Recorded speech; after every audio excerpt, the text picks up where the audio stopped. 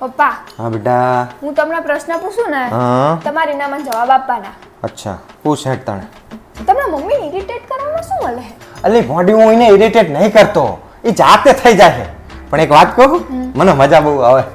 અચ્છા તો તમે હવે એવું કહો હા. કે મમ્મી અઠવાડિયામાં તમારથી ગુસ્સે કેટલા દિવસ રહે? 14 દાડા. તો પછી તમે સુધરતા જ નહીં. અલી ભોંડી હું સુધારવાનો પ્રયત્ન તો કરું છું, પણ ખબર નહીં ચમ હું સુધરી નહીં એક તો. અચ્છા તો એમ કહો કે તમને અત્યાર સુધી એવી ખબર પડી કે મમ્મીને તમારથી પ્રોબ્લેમ શું છે?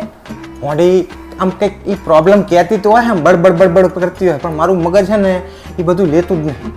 ખબર નહીં ચમ આ 21 વર્ષ થઈ ગયા ને જ નહીં મને ખબર પડતી. અચ્છા તો હવે એક છેલ્લો પ્રશ્ન. હા. મારી મમ્મી તમારથી બાજે હે ચમ? બાજે ચમ એ તો ખબર જ નહીં, અને આખો દાડો નકરો બાજ જ કરતી હોય. પણ આ બધું બાજવાના પ્રકરણની અંદર ગુનેગાર હું કેવી રીતે બની જાઉં ને એ જ મને નહીં ખબર પડતી. બોલ. ઈ તો તમારા લખણ જેવા હોય હે. શું મારા લખણ હોય? તમે નકરા આખો દાડો બાજવાનું જ ગોતતા હોય હે, જાણે હોય તાણે. અલી ભોંડી મેં ચાલે બાજવાનું ગોત્યું, હું તો આખો દાડો દુકાને હોય છે. અમે જોઈએ તમે દુકાનેથી ઘરે આવો એટલે શું કરો? અલી ભોંડી પણ જોયું, હું કહું ને મને ખબર જ નહીં પડતી કે મારો વાંક કેવી રીતે આવે. જો હે ને મને ખબર જ તમે જાણો તાણે બોલી રહો ખબર બોલવાનું, અને પછી ભાઈ કે મારો વાંક ચાહી આવે મને ખબર નહીં પડતી, પણ બોલતા ના હોય તો તાણે. હું ચા બોલ્યો હું કઈ પણ, તારી છોડીએ મને સવાલ પૂછે મેં જવાબ આલે. આ તો જવાબ હરખી રીતે અપાય.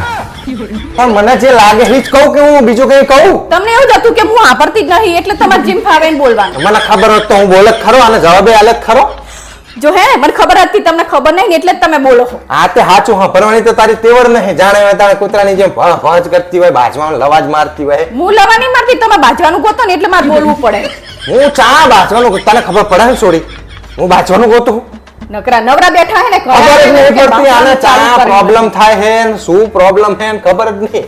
જાણે વાતા નકરું બાજ બાજ ને બાજ બાજ ઘરે આય ને ઘરે થોડો ટાઈમ રહેતો બાજ બાજ કરવું હોય. પહો મારો વાંક આવી જાય. તારી માને સમજણ જ ચમ પડતી નહીં, ખબર પડતી નહીં.